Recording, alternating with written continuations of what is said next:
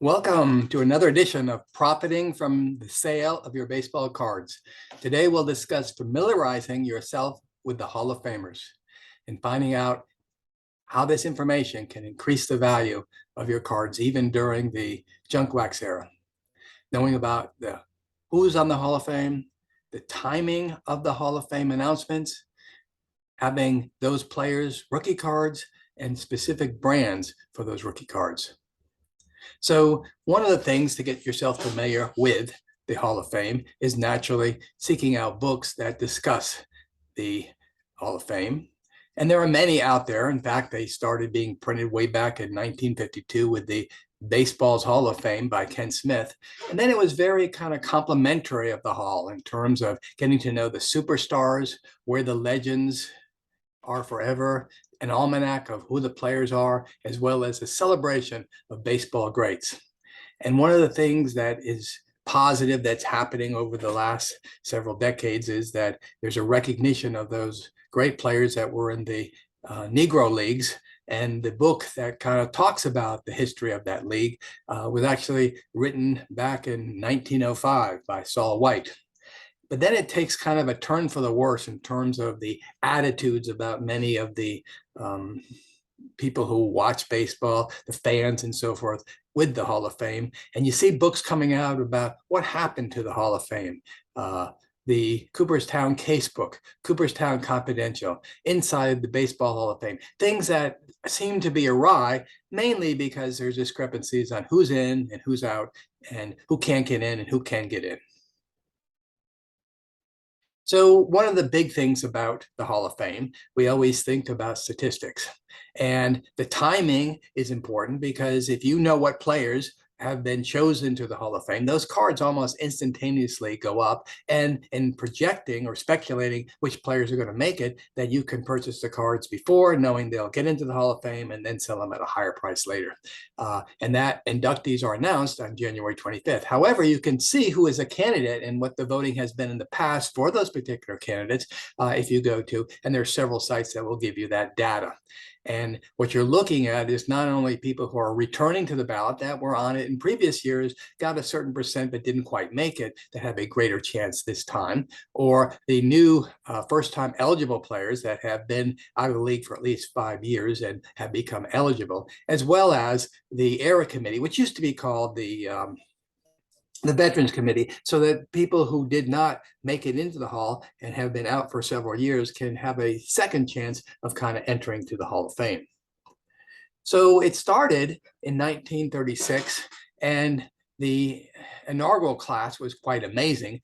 These were the 5 of the finest players, and still their names resound in terms of when you talk about baseball greats and baseball legends. And those individuals were, of course, Ty Cobb, Walter Johnson, Christy Mathewson, Honus Wagner, and Babe Ruth. The Hall of Fame in Cooperstown itself opened its doors in 1939, kind of built in a kind of out of the way place. It's not an easy place to get to. It's about 100 miles in the, from everywhere in the center of the state of New York. And currently in 2022, the number of individuals that have been elected or inducted into the Hall of Fame is 340. That is such a small amount compared to the number of total players that are eligible, which is around 22,000. So only the 1% of the best basically make the Hall of Fame. And it's always been kind of promoted as these are the greatest players. The players that don't make it many times are very, very, very good, but you've got to be great to make the Hall of Fame. And because in some sense, as we'll talk about in the players that have made it and the players that haven't, this has somewhat been diluted. There's quite a bit of controversy in terms of why are these players not in it? Why are the other players in it? And so forth. There are 75 currently living members of the Hall of Fame, and Willie Mays is the oldest at age 91. So for eligibility for the Hall of Fame, there are several things. Players must wait 5 years before eligibility and within 15 years of retirement. They have 10 years of eligibility once they are on that first ballot. They have to play at least 10 years to have become eligible to enter the Hall of Fame. And they need 75% of the votes from the baseball writers to be elected. That's the Baseball Writers Association of America, of which there are approximately 400 members. So you have to get 75% of those 400 members to vote for you in order to be inducted into the Hall of Fame. Modern day players that have been inducted posthumously, that means they have passed away. And when they were basically inducted, they were not able to attend, obviously. And these players were Ron Santo, Ron Holiday, Leo Darosha, Roberto Clemente, and Gil Hodges. And yet, if we look at the entire scope of those members, there have been 115 total that were passed away before they were announced as members in the Hall of Fame. So by the numbers, if we look at the role of the individuals that make the Hall of Fame and also the position they played, we look at that the 340 members are made up of 268 major league players, 40 executives or pioneers of the game, 22 managers, 10 umpires, and 36 from the Negro Leagues. Of the players, positions, we have 84 pitchers, 19 catchers, 25 first basemen, 20 second basemen, 17 third basemen, 26 shortstops, 23 left fielders, 24 center fielders, 27 right fielders, and 3 designated hitters. Some observations that have been made about individuals who have been picked to the Hall of Fame is that the New York Yankees have the most with 27 inductees. 64 of those Major League Baseball players later became managers of teams. 13 played for at least 7 different teams when they were playing. 31 actually played in the Little League. 9 years where no one was elected. And the last 2 have been 2013 and just most recently in 2021, there was no one elected to the Hall of Fame. In the individuals that were voted on the last time, it turned out that Curt Schilling did not make it, but he got 71%. Remember, you need 75% of the vote to get in. Barry Bonds, about 62%. Roger Clemens, about 62%. Scott Rowland, 53%. And Omar Vizquel got 49%. Now, this coming election in for 2023, we'll find that Schilling and Bonds and Clemens will not be on the ballot.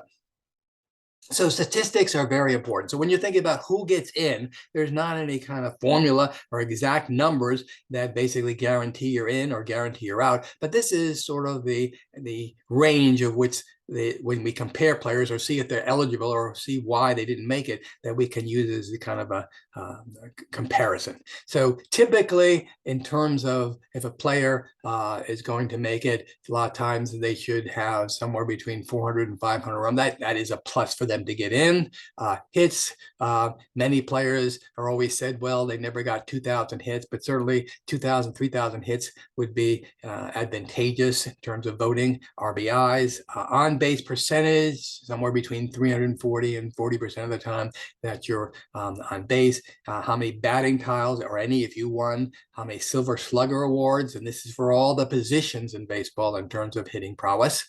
Golden Glove awards, again, for every position. How many MVPs have you won? How many All-Star games have you played in? Even number of stolen bases can help. Were you in World Series? And if you were in the World Series, any time that you got the MVP of the World Series. If you're a pitcher, the wins usually should be in the range of about 200 to 300 for starters. How many 20-plus game winning seasons did you have? Have you pitched any no-hitters? How many Cy Young awards? The numbers of strikeouts, usually around 2,500 or more. ERA, less than 3. Now, all these numbers, there have been players who have not reached these standards or pinnacles, but this is sort of like if you're kind of giving reason why one should, then these are some of the numbers you look for. And even in terms of the relievers, you'd want about 300 to 400 saves. Now, there are, of course, beyond the statistics, there are politics get in the way. But they do matter. So where did you play your home game? So what you will see later in terms of players that have made it, if you played in Coors Field, they've kind of detracted from your potential to make the Hall of Fame because it was a player's ballpark where you could get a much higher average and much more home runs and so forth. And also fields that had dimensions like a short right field fence in terms of home run hitters. A lot has to do with the city where you play, the fan base. Again, all-star voting, a lot of times that's based on the city you're from and the support you get from your fans. You have followers. And you need to perform well for your entire career. Many of the players that seem good enough but didn't make it, they sort of had a slump at the end of the career. It could have been done by injuries. It could have been done by retiring early, or many different reasons. But certainly you don't want to have that slump because that seems to be an argument why you did not get in. How many teams you played for? If you played for one team all your career, that's basically advantageous. A person who played maybe for anywhere from 8 to 10 teams. Years played. A lot of players, as we kind of look at someone like Munson, played for 11 years or less, and that was the argument that he didn't get in the Hall of Fame. Other players played less because of their injuries, like Mattingly and Eric Davis and so forth, that maybe have the statistics, but not long enough playing careers. The timing of your career, did you play during the period where there was a baseball strike, so you kind of missed out on kind of getting your stats up and getting players recognition?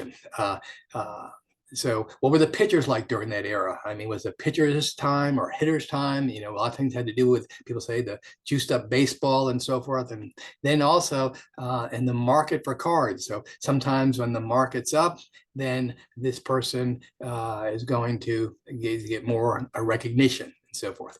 So what many people think is that some players have all the proper credentials as far as statistics, but they get snubbed or slighted or robbed from being put in the Hall of Fame. Certainly, what is kind of a major drawback to being voted out of the Hall of Fame would be the use of performance enhancing drugs like steroids or growth hormone or other drugs, domestic abuse and gambling. This is a surefire way to kind of not get into the Hall of Fame in terms of the rules and laws and regulations. So it's not written in stone who can and who can't. How many World Series you're in. If you're in a World Series, that makes a difference. You're in the conversation as far as getting a better chance at being inducted. And finally, compatibility with teammates in the media. Remember, it's the baseball writers who vote on people getting in. And so if you're not really have a good rapport with the media, or they don't like you, or you don't get along with your teammates, you're hard to get along with, these things can detract from that final decision whether you get in or not. So we start now, we're working backwards from 2022 all the way to 1936. And we're looking at some things about the players that made it, and these are the most recent ones that have made it. And what we'll see here is that this last time, 2022, we see a lot of kind of, but I'm going to call it veterans, not era committee, chose players that for a long time, it was concerned that this player is a good candidate. Why aren't they in the Hall of Fame? People like Gil Hodges and Jim Cott and Minnie Minoso, Buck O'Neill, as well as Tony Oliva. And so this time they voted quite a few in. And so many people are kind of put at ease that these people deserve to be in, but they didn't get in. But this time they got in thanks to the Veterans Committee. Then we have during this same induction, we have David Arias. You say, well, who's that? Well, that's actually his name. His name is David America Ortiz Arias, and this was his rookie card. So a lot of these players that I'm showing you on these pictures are basically not only Hall of Famers, but it's basically their highest selling rookie card at the time of the kind of base sets and so forth. And so Ortiz made it. And what we're going to find is we look at next time about the controversy, who gets in and who gets out. Once you put a player in, then you're going to have everything measured against the lowest bar. So there is questions about Ortiz using performance-enhancing drugs. And so the fact that he may have, he said he did, and so forth, this becomes controversial. And all future players wanting to get in, but unable to because of their history of these performance-enhancing drugs. We have his passing away of Roy Halladay that entered as an example. And then we have the designated hitters. And so that Martinez was the first on the first ballot designator here to get in, and also Harold Baines. And Harold Baines is going to be a critical figure that people are comparing themselves to in terms of stats. Many felt he should get in, and he did get in, and certainly he was a great player. But sometimes the bar is set a little bit lower, and therefore it makes it more difficult to say why one player gets in and one doesn't. You'll also see that Mariano Rivera was the first player to actually get the unanimous vote. He got 100% of the vote from the Baseball Writers Association of America.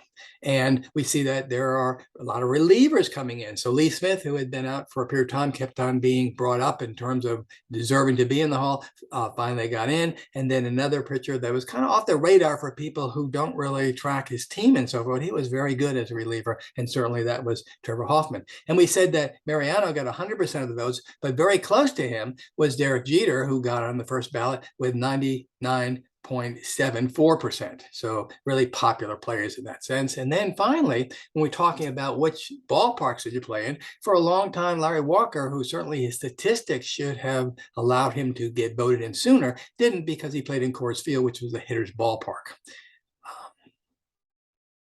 Now we move to 2014, 2018, and we see that we have the induction of Alan Trammell, which is kind of interesting because his rookie card, we have one of the few times we have two Hall of Famers on that card. You see Paul Malter. And then we have Trammell representing the Detroit Tigers, and we also get Jack Morris, who also was representing the Detroit Tigers, coming in at that particular year. We also look at the three kind of star pitchers for the Atlanta Braves that were kind of inducted in a very close period of time in terms of John Smoltz and Tom Glavine and Greg Maddux. And then their other teammate, Chipper Jones, also got in during this kind of period of time. We see that the two killer bees from the Houston Astros, Jeff Bagwell and Craig Biggio, came in close together. And then we have Ivan Rodriguez from the Rangers, but his compatriot, i.e. Juan Gonzalez, did not get in, equally as popular and a successful baseball player, but again, the steroids probably kept him out. We also have, again, a lot of this managerial kind of induction, and you have two individuals who played baseball, professional baseball, but really got in based on their managerial success, and that was Bobby Cox and Tony La Russa. And then you have two players coming in with that famous 1989 Upper Deck set, which were Ken Griffey and Randy Johnson. And then in the 90s set, certainly not as profitable, because the card glut was becoming very prevalent during that time, and that was Pedro Martinez and Jim Thome. And then you have the 90s Leaf set, and Frank Thomas comes on board. And then you have, continuing in the Bowman set, you have Mike Piazza. Moving on to 2008, 2014, and again, no one was elected in 2013. What we have is we have a lot of the players that basically got in for other assignments, like Hank O'Day was a baseball player, but he got in as an umpire. And then we have players like Southworth, who was a player, but then as a manager, as well as Dick Williams, who also became a manager, as well as Whitey Herzog, who also became a manager, as well as Joe Torre, who also became manager, not just of the Yankees, but of the Atlanta Braves. We have Ron Santo, who posthumously got voted in. Remember that he passed away, and after he passed away, then he got voted in by the Veterans Committee. And then we have kind of five players that are interesting in the fact that they're kind of, the bar is set a little lower than the greats, and certainly deserve to be in it, but they become arguments for other people getting in. They'll compare their stats to these individuals. And there's Barry Larkin as a player and batter, and Burt Blyven as a pitcher, Jim Rice, Rich Gossage as a relief pitcher, and also Andrew Dawson, all deserving to be in. But again, they become kind of the lower bar to be compared against. And then we have what happened with the junk wax era, that Ricky Henderson and certainly all the records he broke as far as stolen bases, and his card was just out of sight. But then once it became known how many there were, it's kind of significantly decreased in value during this time, but still high in the sense that he is a Hall of Famer, and that was his rookie card. And then we have Roberto Alamor, who volunteered to basically resign from the Hall because of allegations of misconduct and abuse. But he's still in the Hall of Fame, but one of the few that kind of is questionable now that he's made it in terms of his tenure there. We go on now to 2002, 2007, and what we're going to discover is that we have 17 players from the Negro Leagues, which is certainly deserving, and probably many people who follow baseball will consider it's about time, because very few players prior to that were just super players were really being considered to be in the Hall of Fame. And so to compensate for that, as this particular year, 2006, inducted 16, and more will be inducted over the years.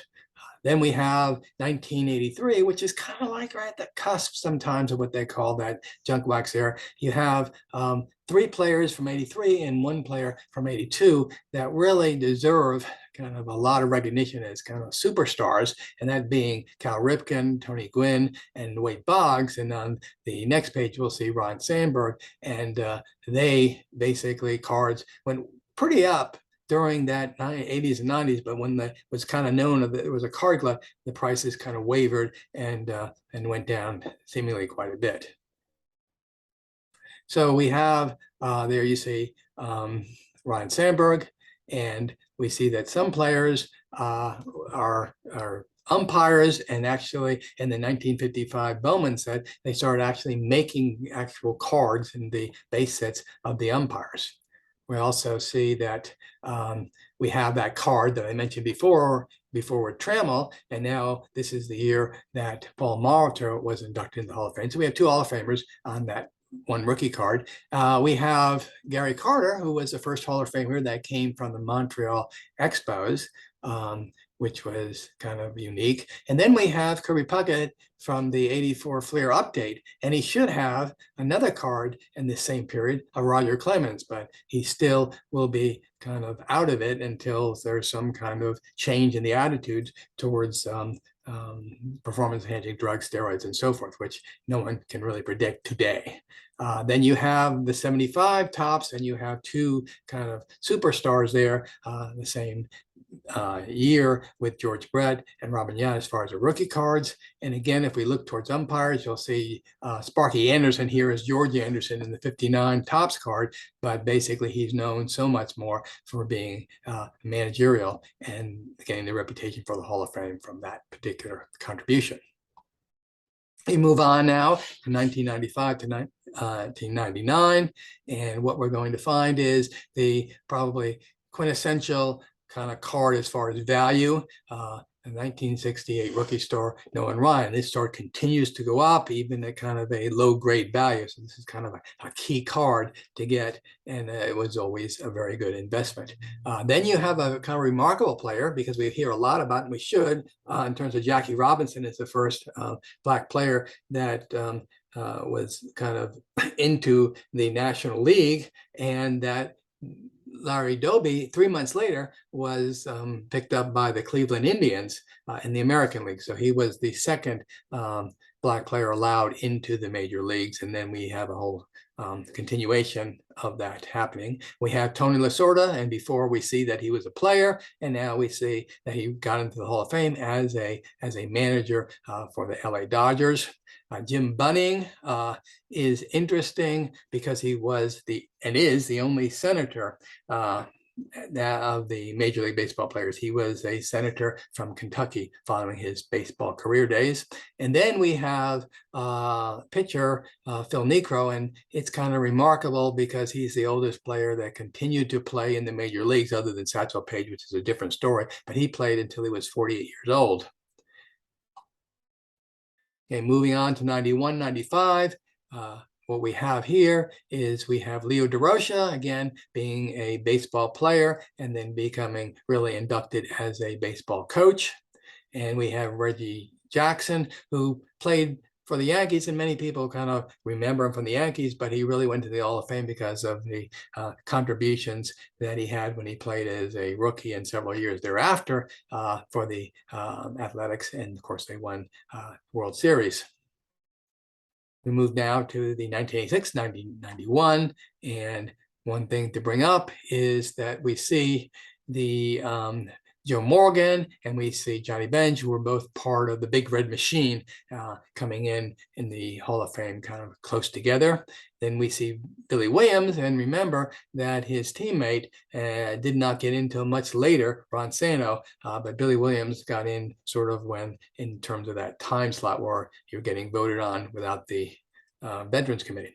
We see Karlie Stromski, and this is kind of the first person to most recently get in the Hall of Fame, who was a Triple Crown winner, and he came in the year where really they were starting to kind of label rookie cards. Actually started in '59, but this particular card, you can see rookie star, and the rookies are taking over, as well as you'll see Willie McCovey kind of has a rookie card at that time period. Okay, we move on to 81, 85. And what you're going to begin to see throughout now as we move on to the earlier years of the induction, you're going to see a lot of these 1952 Topps cards. So it's remarkable how many of these players that are in the 52, this is their first card in Topps, and that have made the Hall of Fame. We see Ian Slaughter here, Pee Wee Reese, George Kell, and we'll see others as we continue along.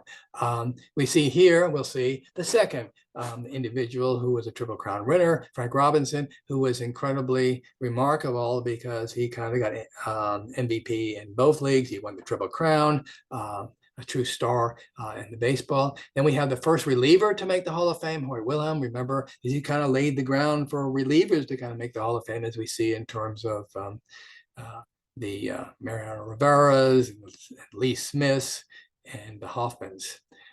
And then you have kind of, now we have, for the people who are in the post-World War area, or really the baby boomers, we have the true stars. And these cards have always been kind of high price, and they keep going up. So those were the cards of the Lou Brocks, but certainly the Harmon Killebrews, the Brooks Robinsons, the Hank Aaron's, the Don Drysdales in that particular time. Now we move to 76 and 80. And what we're going to see are more players that were players, but then got in based on their managerial skill, and Al Lopez. And then we see again a slew of the superstars of that particular baby boom era, with the Bob Gibsons, the Al Kalines, the Duke Snyders, the Ed Matthews, Ernie Banks, and of course, Willie Mays. Moving on to 73, 76. Again, you're kind of seeing those cards that are the 52 Topps with Bob Lemon and Robin Roberts and so forth. You see more umpire cards, that 50-55 set of the Bowmans. And then you're going to see the superstars, premieres. There's Mantle, the 52 card, and the Roberto Clemente, as well as the Whitey Ford.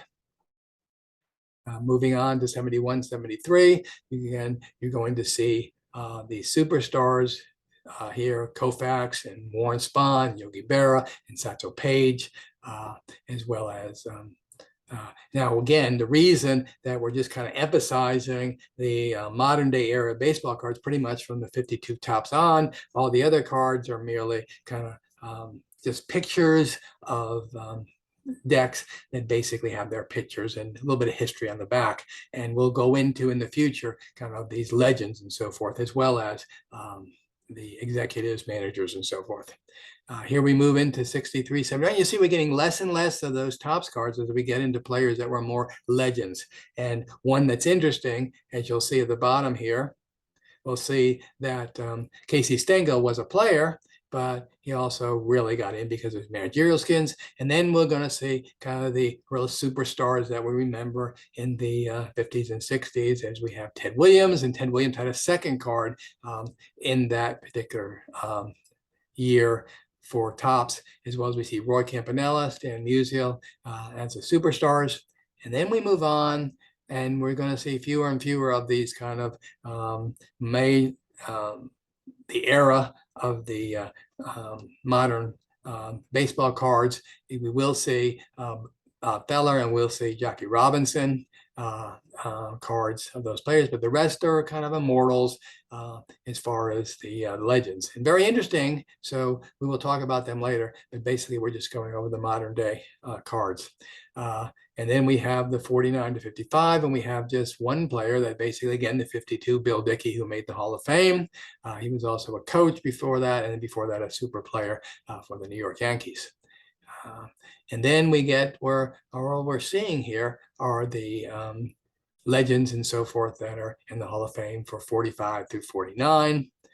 And then we have 38 to 45, again, all the legends, as well as executives, managers, and players. And the one well-known player that you can recognize in this group certainly is Lou Gehrig.